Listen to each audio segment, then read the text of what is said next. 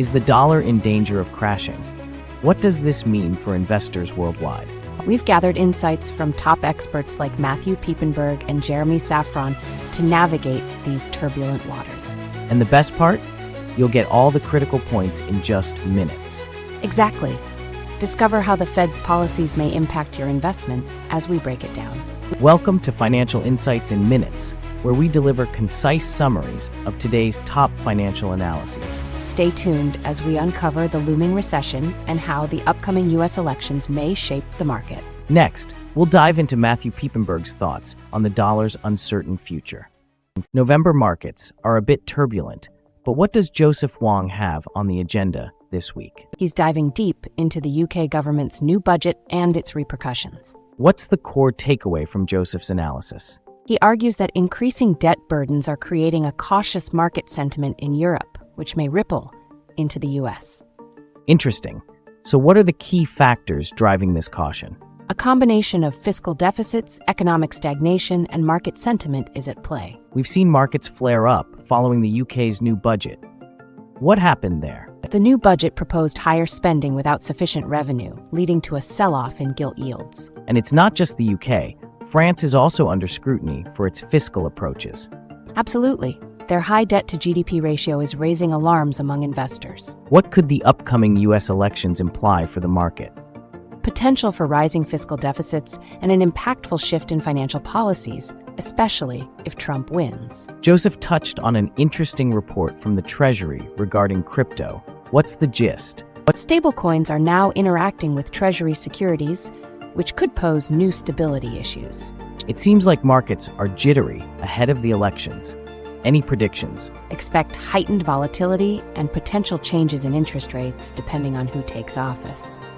What does Joseph anticipate if Trump wins? A surge in fiscal deficits could lead to rising interest rates and a strengthening dollar. So a potential whirlwind of changes is on the horizon.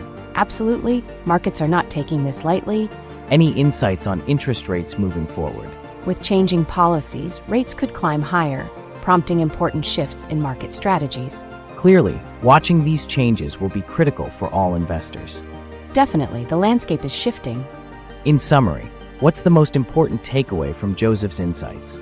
Investors need a balanced approach. Be cautious of potential downturns while also scouting for opportunities. Strategic thinking seems essential as we move forward.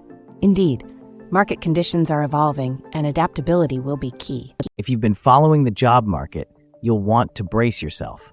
Things are looking pretty grim. Indeed, today's analysis sheds some serious light on why the job market is in significant trouble. What's the core thesis of this report? The crux of it is that signs of weakness were evident long before October's numbers. Even the optimistic projections missed the mark. So what's behind this sudden realization? Multiple indicators suggest that the job market has stumbled significantly, suggesting more of a decline than anything akin to recovery. What's going on with those revised employment figures? The revisions reveal a dramatic drop in private payrolls. Initial estimates have proven to be overly optimistic. What does the decline in labor participation rates indicate? It's a clear sign that many individuals are giving up on job searches altogether. Which sectors are taking the biggest hits? Manufacturing has been particularly affected, with losses appearing across the board. And what about the unemployment rate? When adjusted, it suggests levels much higher than reported, a real cause for alarm. Is the soft landing narrative still plausible? Given the data, it appears to be more fantasy than reality. Looking ahead, what can we anticipate for unemployment? It's likely to increase as more workers exit the labor force or face layoffs. Could this lead to an economic recession? Absolutely. Many indicators are lining up to suggest we're on that path. To wrap things up, what should viewers take away? Prepare for potential downturns. This job market isn't rebounding anytime soon. Understanding these trends is crucial if we want to navigate the upcoming economic challenges. Today's discussion revolves around the looming issues in the U.S. economy, featuring insights from Matthew Piepenburg. He warns that the reports of a recovering economy may be misleading and that we're on the brink of a serious downturn. What's Matthew's core thesis regarding the economy? He emphasizes that the decline in job growth combined with soaring debt levels suggests we're already in a recession, even if it isn't officially recognized. That's a stark outlook. What are the key contributing factors? He points to high corporate bankruptcies and stagnating GDP growth as evidence of underlying economic fragility. Matthew highlights a concerning trend. Only 12,000 jobs added last month. What does that indicate? It signals a struggling job market, compounded by ongoing strikes and environmental factors. What about the debt situation? Matthew states we are facing a historical crisis with our debt, calling it unsustainable, and that's jeopardizing economic stability. According to him, how are central banks contributing to the issue? Their approach seems to ignore the real economic implications of excessive money printing, leading to further devaluation. Looking ahead, what predictions does Matthew share? He predicts the economy will likely enter a recession soon, exacerbated by rising inflation and debt crises. And what should investors be thinking about? He strongly advocates for increasing gold investments as a safeguard against currency devaluation. To wrap things up, what should our viewers keep in mind? A serious reevaluation of their investments is essential. Gold could be a vital asset in turbulence. Absolutely, especially as we navigate uncertain economic times. In this enlightening segment, John Deaton navigates the complexities of the U.S. debt crisis. Let's dive into his analysis.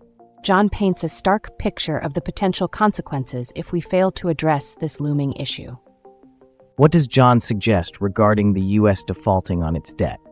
He believes it's an imminent risk if we continue down the current path of unchecked money printing. That certainly raises the stakes. But how does John suggest we tackle this issue? He emphasizes that merely creating more debt won't solve the crisis. We need to grow our way out. John highlights the staggering levels of debt the U.S. is grappling with, $36 trillion.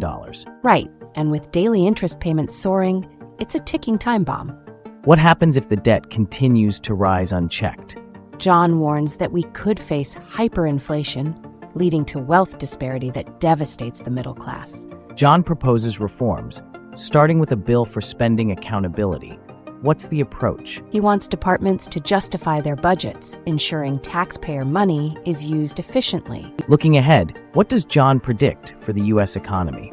He anticipates dire consequences without reforms, advocating growth to manage hefty debt obligations. What does John foresee if these issues remain unresolved? He warns that we could see the U.S. default, an avoidable disaster if we take action now. Are there historical precedents for this sort of economic collapse? Absolutely. Examples like Venezuela serve as stark reminders of what could happen. In conclusion, what key takeaways should viewers have? It's clear we need swift action and transparency to avoid falling into a debt abyss. A call to action for fiscal responsibility resonates strongly. Indeed, prioritizing sustainable growth and accountability is more critical than ever.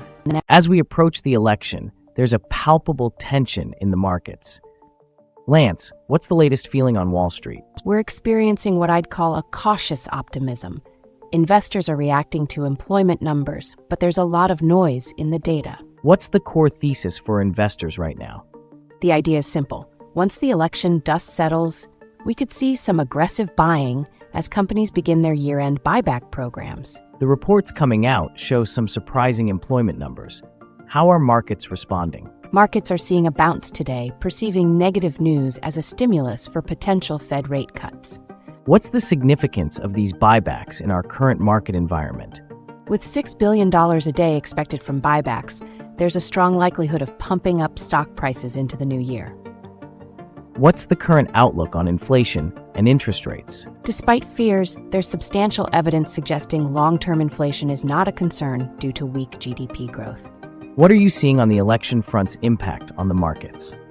If the election results are decisive, we could see a rally, but if contested, buckle up for volatility. How likely is a year-end rally? It's very plausible given the trends mixed with buybacks and performance chasing. In closing, what should investors take away from today's discussion? Look towards how corporate buybacks and election outcomes will shape market movements as we approach the end of the year. Exploring today's backdrop of rising unemployment, Clive Thompson joins us to unravel the complexity behind the numbers. Absolutely. Chris's insights are sharp. Unemployment is rising contrary to what the headlines say.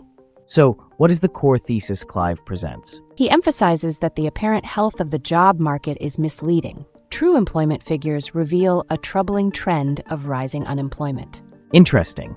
What specific factors contribute to this disconnect? Key factors are government employment boosts and decreasing full-time positions, indicating a deeper economic slowdown.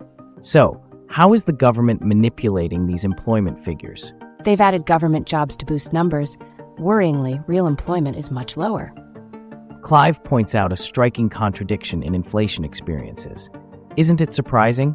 Indeed, many regular folks feel prices are rising far more than the reported inflation rates. What about the government debt? Clive notes alarming figures, doesn't he? Yes, debts are climbing faster than GDP, a big red flag for economic sustainability. What does Clive say about the precious metals market? He highlights a significant trend. Central banks are stocking up on gold, indicating a shift in economic strategy. Silver is seeing some action. What's the latest? After finally breaking past resistance, silver looks poised to rise due to industrial demand. Any predictions on inflation and its effects? Clive suggests inflation will return, urging investors to brace for uncertainty. What's on the horizon for gold and silver? Thompson predicts robust growth, driven by both institutional buying and industrial demand. What should the viewers take away from today's discussion? Be critical about government data and consider tangible assets like gold and silver for investment. Strategic diversification seems key in these uncertain economic times. Absolutely. Investing thoughtfully can safeguard against potential economic turmoil. Today, we've uncovered a complex web of expert opinions on the potential crisis brewing within the U.S. economy. Absolutely. Matthew Piepenburg cautions about a recession as a result of soaring debts and tepid job growth. And Jeremy Szafron added nuance by linking the Fed's decisions to impending market volatility. Clive Thompson highlights some troubling statistics about unemployment, suggesting we're not getting the full story due to data manipulation.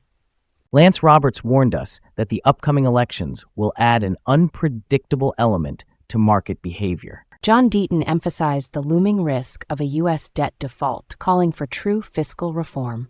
With Joseph Wong linking European fiscal concerns and U.S. election outcomes, it seems we have much to watch closely. For sure.